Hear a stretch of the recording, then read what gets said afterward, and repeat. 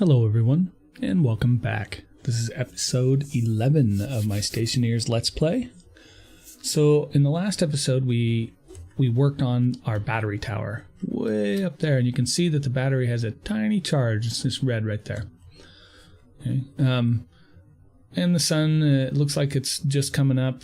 Those guys are pretty angled that way. But we want to finish up this tower. So a quick way, or I shouldn't say quick way, but a good way to figure out what's all happening here is to get our handy tablet out, and you hit R on it and look at the Atmos analyzer. Remember, that was where I was studying the pipes and what was in them. Let's switch that with this network analyzer. Okay. And now when we turn this on, let me back up a little bit and hold our cursor over a cable, it tells us the power going through the cable, how many devices are on it, and what's powered and not powered. You can even use a mouse scroll wheel to scroll up and down. I don't have a whole lot of items, so it doesn't scroll too far. So we can take a look at this line right there. There are 13 devices on it, solar panels and batteries. Excellent. Okay, what about this line? We have 4 devices, batteries. That's great. But the 4 devices are just batteries. That means that we have it ending right here, and we don't have it going anywhere. Okay, so we have our solar panels pushing power up to our batteries that are way up there so that we can use that as an emergency beacon if we forget to turn this bad boy on when we go out mining. And again, I just want to remind you guys that these cables here and the jumping trick, that's kind of an exploit, kind of a bug, not something I've never actually done it before or since I did it for this Let's Play, but it was just a quick way to get up and down without wasting my jet fuel. So I kind of wanted to show you. Plus, it's kind of fun if it's something you like doing. You can stack those really high and just go shooting way up in the air. It's kind of cool. So anyway, that's one way to analyze the power. Like for instance, these, you know, it tells me the power that's on them and everything that's connected to them. It's pretty handy. Good thing to do to see if your cables have power and such.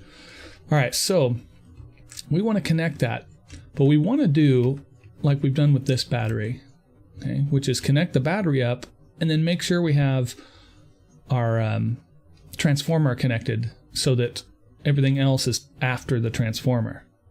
Well, we have a couple different ways we can do that. Here, let me switch this card back. And we'll put our network analyzer in here and put this guy back there. Okay, so we can have a couple choices. We can run this heavy cable somewhere over here and connect it up to the battery here. That's one way to do it. Okay, so the output from those batteries, actually we would want to put it right here. So the output from all the batteries are connected, and then the transformer is after them, okay, which is completely valid. Okay? But another thing that we might want to do is use another transformer and connect it up and have these batteries on their own power system. So they don't actually connect with all these. Solar panels can feed both of them just fine. I can't say one way or the other which is better. Simpler would certainly be connecting those into the same place this is connected, and then we're just kind of done. The problem with doing that, and it isn't much of one, but let's say we keep building the base. And we get it bigger and bigger and bigger, and we're just extending all these power lines and keep adding stuff and adding stuff and adding stuff.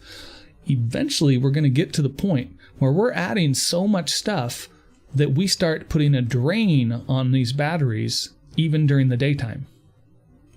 And then eventually the batteries die, we don't have power, everything goes poof. Well, I shouldn't say poof, nothing blows up, I don't think. But you can't use stuff, right? So that would be one thing that could possibly happen if we had it all connected together. And how you would solve that is you would have one connection powering one section and another set of solar panels, another set of batteries powering another section. Well, we're not that big right now. I'm not too worried about that. So I'm going to go ahead, I think, and connect this up to my main power system.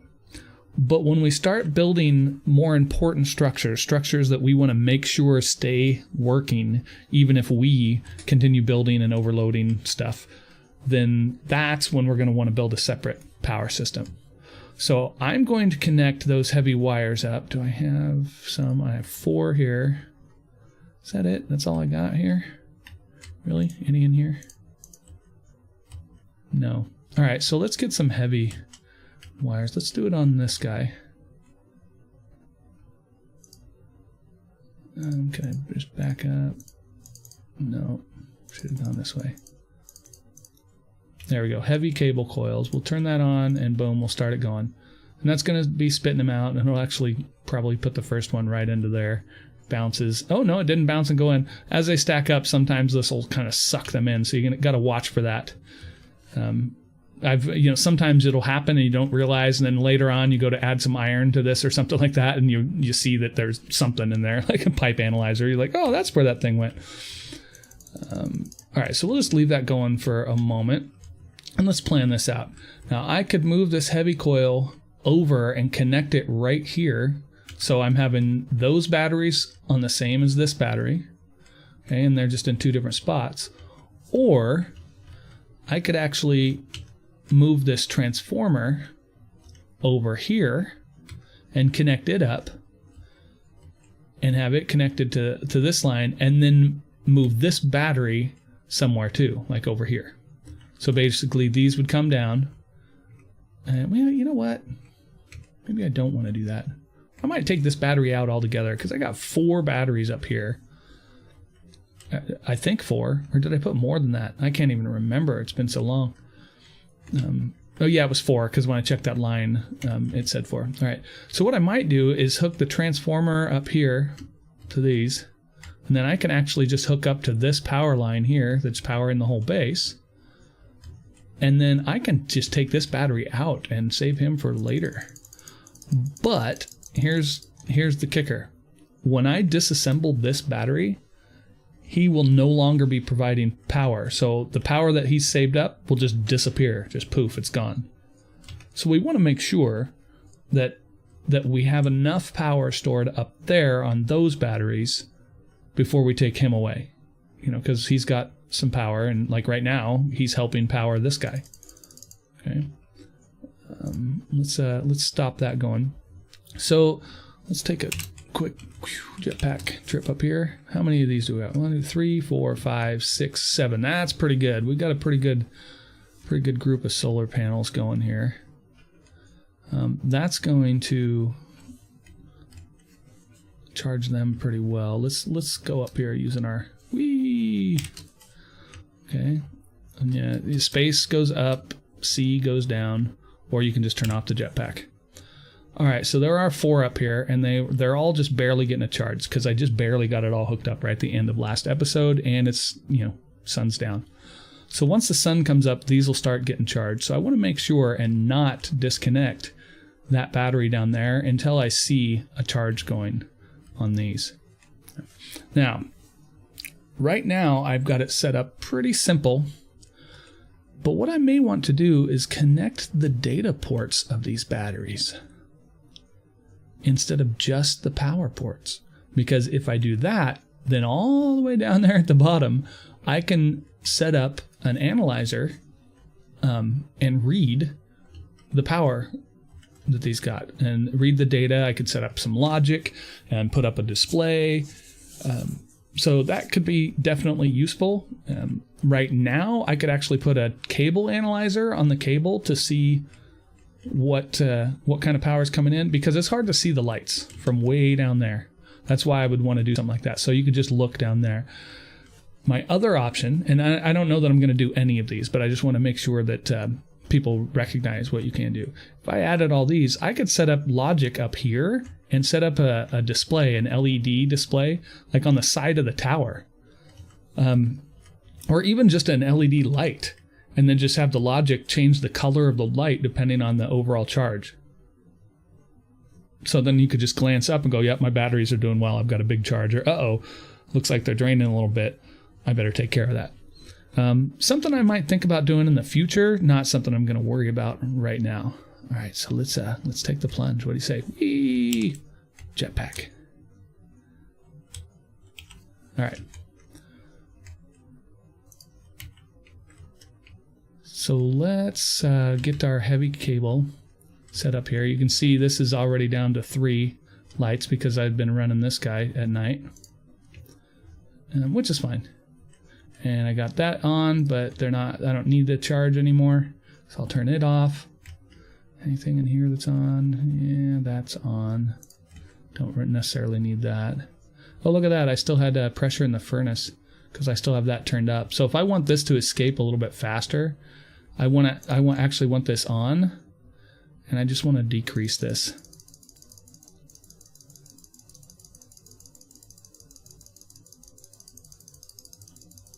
And now this is saying let anything over 0 pressure out. So see the pressure's going down pretty quickly there. So that's one way to kind of just drain that and get it emptied into our tank out there. Okay, so let's run. I'm just trying to decide how I want to do this. I could literally just put the transformer right here, like right next to this. Let's grab our handy cable cutters, cut that one, and we could do something like this.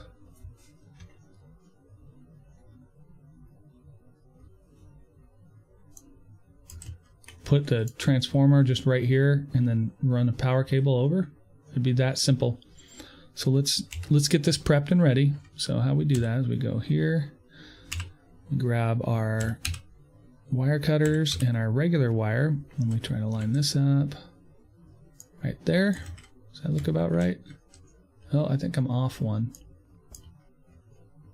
All right, so let's just start here. Straight, get it turned. Here we go. There we go. Okay, I was right the first time. I should have trusted myself. Oops.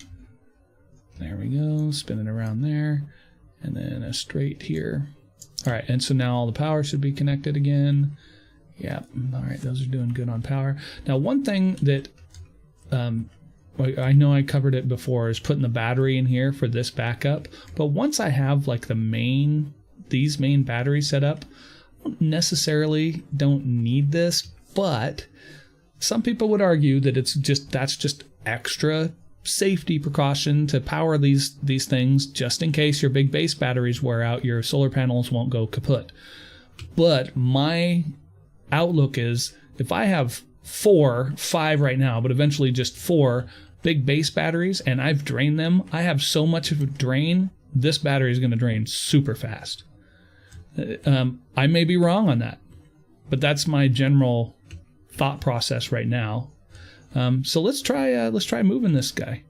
So we'll put this back now.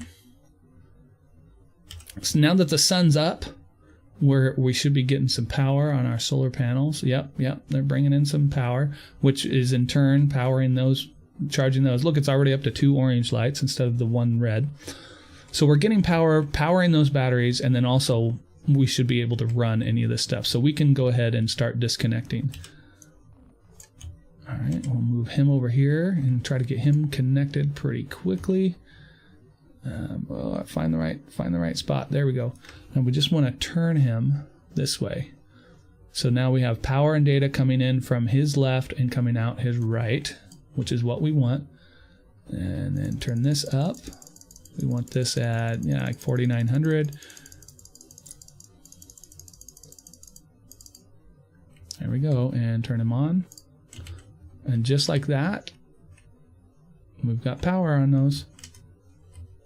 Okay, and that battery is no longer necessary at this point,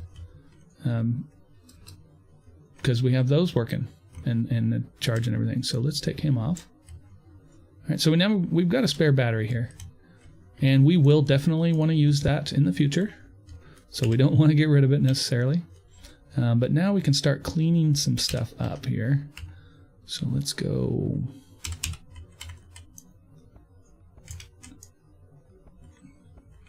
Start saving this heavy cable. We're going to need it in the future. Get up and around here.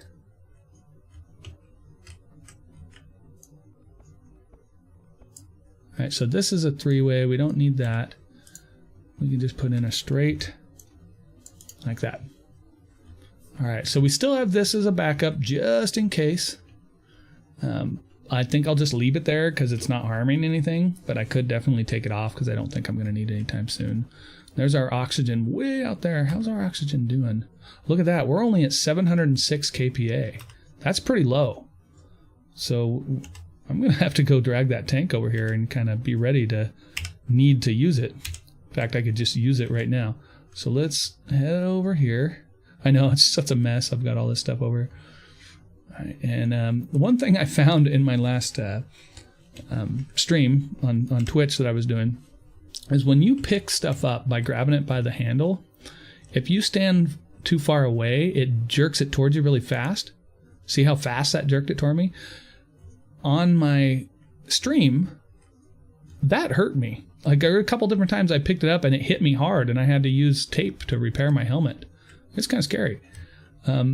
But what I found with the advice of some awesome people in my chat was if you actually come up and stand really close, then it doesn't jerk it really far like that. In fact, some like right there, it kind of pushed it away from you a little bit. So you're less likely to have that issue. Okay, let's turn this a little bit. All right, so now look at this. The pressure in here is 5767. Okay. We know that a canister pressure maxes out at about 10,000. So at 10,000 kPa, that canister is going to blow.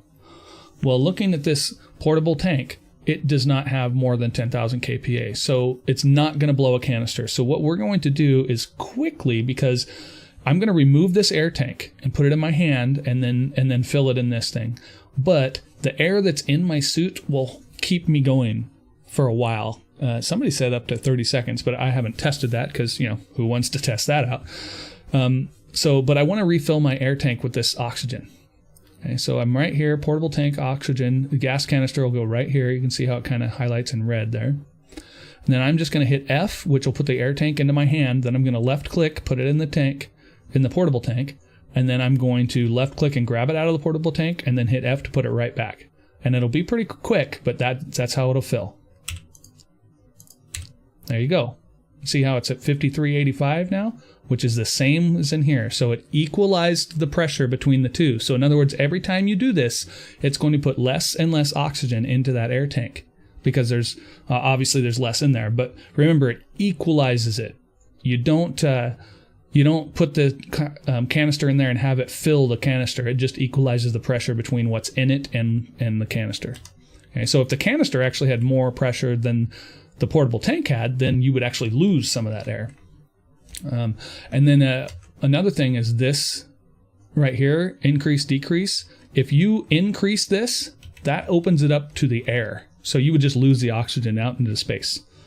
Okay, so that's definitely not for adjusting the pressure that it's going to put into a canister or anything like that. It's just opening a valve and releasing it into space, which can be helpful. Say you want to pressurize a room, you have a portable tank that's like really full.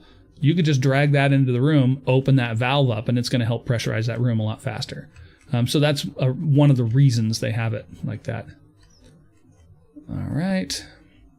I assume, and I don't know, this is not something I've tested, but you cannot, you cannot adjust the valve when it's mounted. That's I hadn't tested that yet, but that right there we can see. So you can't adjust the valve when it's mounted. In other words, you couldn't open it up and have it venting out when it's mounted. So that's another thing to keep in mind. All right, so we've got our power situation worked out here. That's pretty awesome. Did I just see a filter over here somewhere?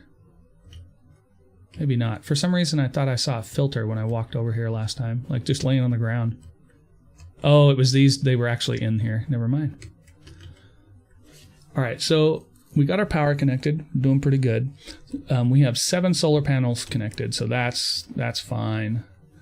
That's going to be, it's going to take a while to charge all 4 of those batteries, but we're not drawing enough power to need to worry about it. It's going to charge them. We're making more power than we are using currently, so that's not a problem. So the next thing we need to start thinking about is we have power working for us, so that's good. We just used some of our spare oxygen, so that's not good. Okay? So we need to come up with a way to get more oxygen. Well, we know now that if we bring in oxide and dump it in here, we can fill the oxide right here. So let's take a look here. So we're right there. Now that is 90% oxygen and 10% nitrogen, N2. Okay? You could use this to breathe. That would be okay. However, you would want to make sure that on your suit you had a filter. See, this is a filter to filter out, I believe this is a nitrogen filter. Here, let's see. Oh no, that's CO2. So that filters out the CO2 that you exhale and puts it into that waste tank. So you have your air tank that's oxygen. You breathe that in. You breathe out CO2. Imagine that.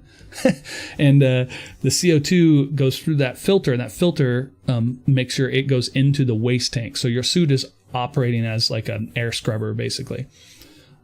If I used this as my air supply instead of the pure oxygen that I've got in there right now in my air tank, and you can use any canister in the air tank, waste tank, or propellant slots, they'll all work. But you need to be careful, because if I put that canister into my air tank, I'm now breathing oxygen and nitrogen, which means I'm exhaling CO2 and nitrogen, but I only have a CO2 filter on my suit.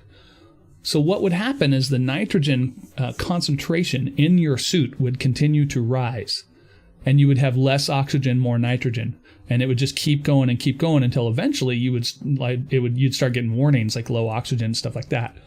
So in order to breathe more than just pure oxygen, you need to put a filter in your suit for whatever it is you're going to breathe. So if I ran out of oxygen and I wanted to use the oxides that I've done here, because I know it's breathable, I need to make sure and put a nitrogen filter in one of these two spots here, so that the nitrogen and the CO2 would go into my waste tank. Then I would be okay, and I could survive that way. So right now I have survivability when it comes to that, as long as I can go out and mine more oxide. Okay? But that's not going to last forever, right? I mean, that's a limited resource. So we need to start thinking of a way to generate oxygen. We don't necessarily, eventually you can generate oxygen using hydroponics and plants. But right now it's more, we know anytime we put any ore or anything in here and run it in the furnace, all the gases get output to this tank we've got outside the wall over here. So we want to make sure that we can then grab this gas that we're storing out there and separate it out into its separate components, like oxygen, nitrogen, hydrogen, which is the volatile, CO2, all that stuff, water. We want to separate it out and all of that. There are 6 different gases in the game currently. I don't know if that's going to change or not. One of those gases is actually water. So there's 5 gases and 1 liquid. I know that you could get, many people would argue it's, which is which and all that stuff, which is fine. But I just wanted to point that out. So there's 6 total. So you have items that you can use. Have I made any? Doesn't look like I have. No. You can create atmospherics, and those will allow you to make air filtration, which is very, very helpful. And you can create those. Is it here? Oh no, I think it's probably in this guy. Let's see. Filter kit atmospherics right there. You build one of those, okay, and that can either be an air conditioning unit or an air filtration unit, and we would want the air filtration because we want to filter out our air. So that's why I made all these filters here, because we're going to want eventually air filtration for all of them. Now, I've already mentioned there are 6. 1, 2, 3, 4, 5, 6. Okay.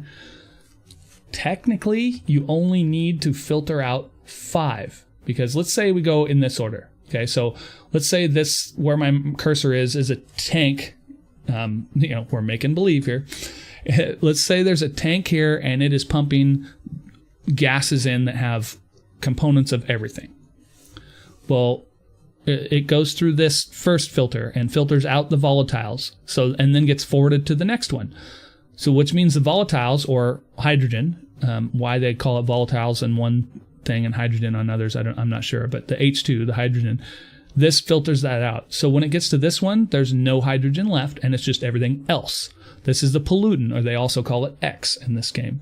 Again, I don't know why they name it 2 different things instead of keeping it consistent. Maybe that's something that'll change in the long run. I suspect it has something to do with the scientific community would call it something different.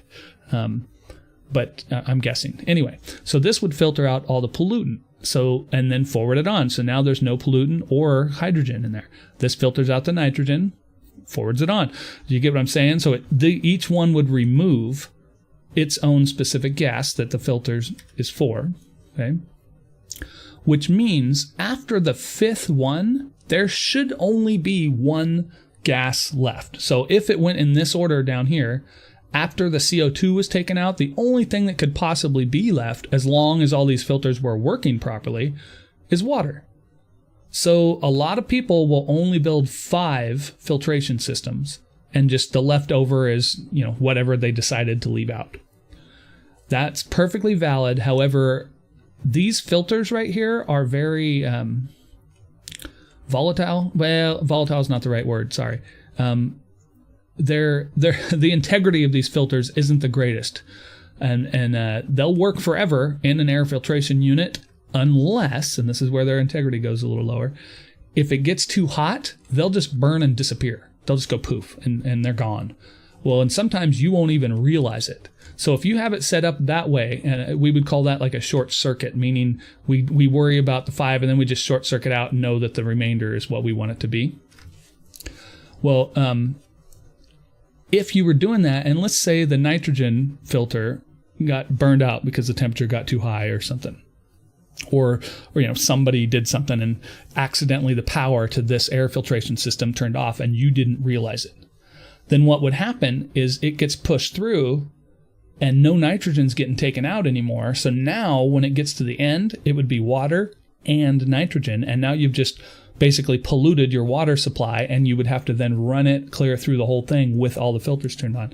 So my suggestion is use all 6. That way, if one of them goes wrong, you're not polluting any of the supplies, and the only thing that happens is after the last air filtration, whatever was not filtered out because it was broken or turned off, then just gets pumped out, and you can cycle it back around this whole system or just vent it or whatever you're going to do, but at least you didn't pollute your other gases. So my suggestion is use all 6. And we will definitely cover that, but we're going to, we won't have time this episode. So for the rest of this episode, what I want to do is kind of investigate and decide where we might want to build our air filtration, because that's our next thing. We want to be able to separate out our oxygen from all the gases that we get from all of our dealing with the furnace and things like that. And we can find oxide and stuff too. But we want to figure out how to filter that. Well, we already have this furnace room set up, and it works well. It works for what we need. And we know that this is output from the furnace room. So since it's here, I think we might as well build our air filtration room somewhere nearby here. That way, we just have to connect this pipe up as the input to our air filtration, and boom, we start it working. So I think what I'll do is continue to cover in this huge, basically canyon that we have here, and just build the building out here. So what I need to do is grab some, those are steel frames. Okay, we need to grab some steel frames and just kind of cover this place up. So I'm just building a big base of operations, basically. And you can do it however you see fit. You can build it kind of like I am, and just kind of cover things up. You can You build stairs and have it go up or down. You know, it's really the world's your oyster, so to speak. You can do it however you want. There isn't necessarily a right or a wrong. It's just however you're feeling that day, right? So I'm just laying a bunch of these out. I don't even know yet how big this is going to need to be, but I figure even if I don't utilize all of it, it's always nice to have a solid flooring. I don't like falling into big holes and then having to use my jetpack to get out. Okay, so before I continue on with this, since I've got those, I'm going to put these away, grab my steel sheets, and then rip my welder out. We've been through this before, right? Turn him on, and we can seal these up. And once they're sealed up, we can start walking on them without worrying about falling through. And you don't have to worry about the ground that's sticking through right here. There have in the past been bugs where if the ground was sticking through, it could have adverse effects on your game performance. Or it could sometimes make items disappear. Like if an item fell on a ground, even though it's a sealed frame like this, if an item fell and it touched regular ground and the frame, then sometimes the item would just randomly disappear.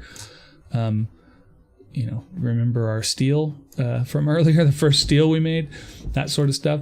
It can happen, definitely can happen. Or for instance, the clipping in there when I created that ingot before inside the building. So you can definitely lose stuff. So my suggestion is fill all these in like I'm doing now, and then go through afterwards when you have the time and use your mining drill and just clear off all the ground stuff that sticks up. And, you know, one, it looks a little bit cleaner and nicer. And two, you're not going to have to worry about if there are any of those bugs still in existence. Because remember, this is still very early alpha. It's awesome for how early alpha it is. I'm very impressed with the progress that these guys have made on this game. It's great. I mean, like I've said before, it's well worth the cost of the game right now, even though it's super early alpha stage. I mean, I've got my money's worth for sure. All right, so I filled that in, so now I can move a little bit farther. So let's grab and just do our last few here.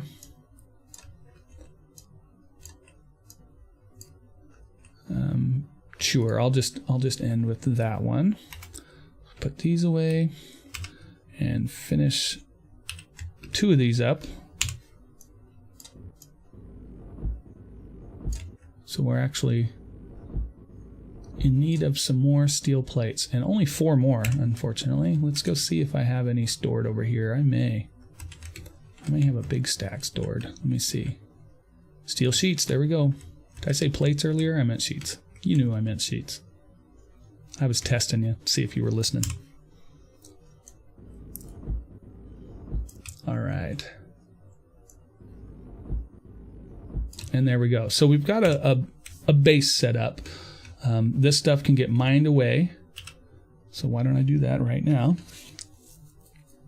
And this whole time my battery should be getting a decent charge going, which is awesome. Okay.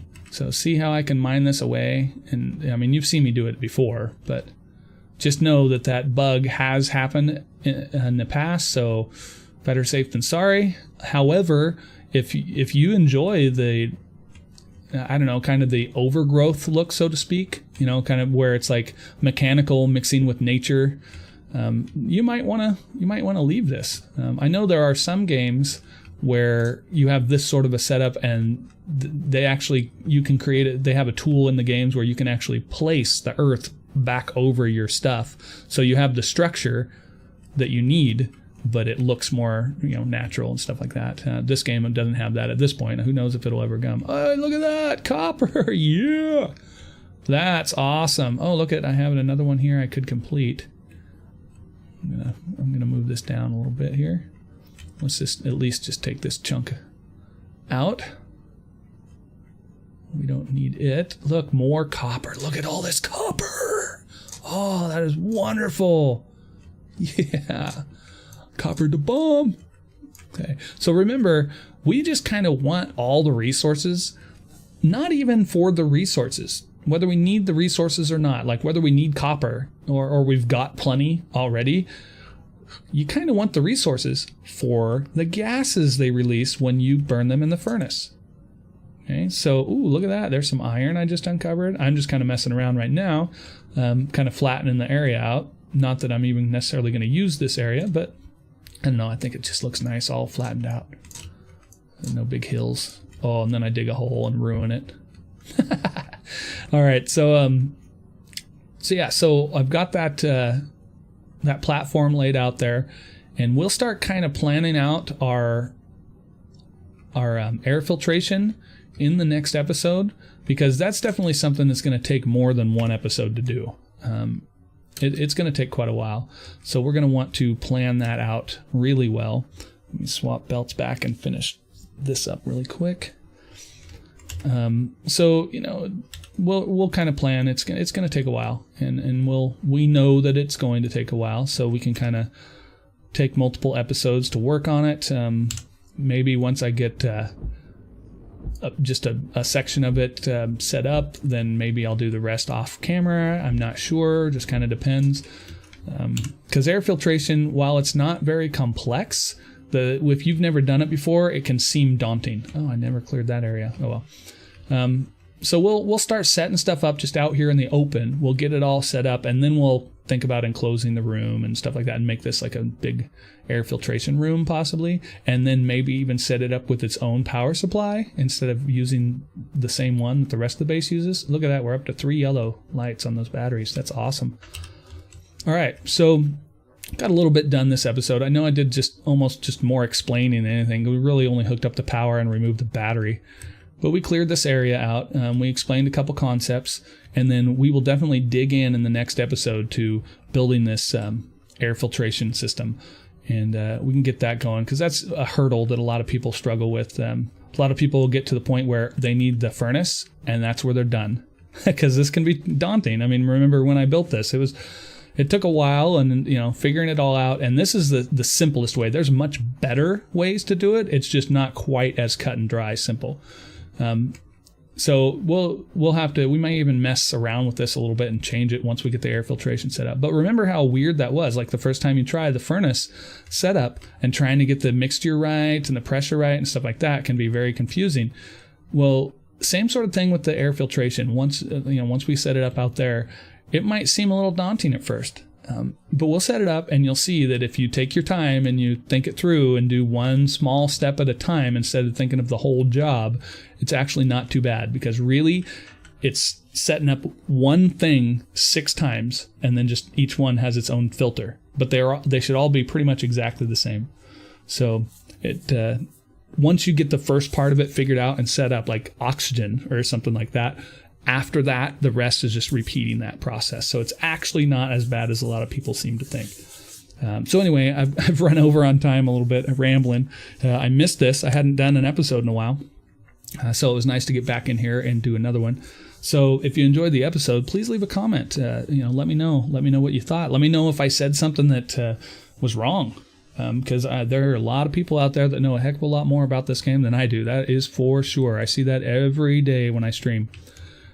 So anyway, yeah, let me know what you think. And, I'm very thankful that you're watching the videos. I've got more views on these videos than I've gotten on any others, and it's been really exciting. I'm getting some new subs. I'm going to have to start thinking about a celebration. Right now, I think I'm up to 50 subs on YouTube, which is huge to me. Like, it's blowing my mind that I have that many people sub to my channel.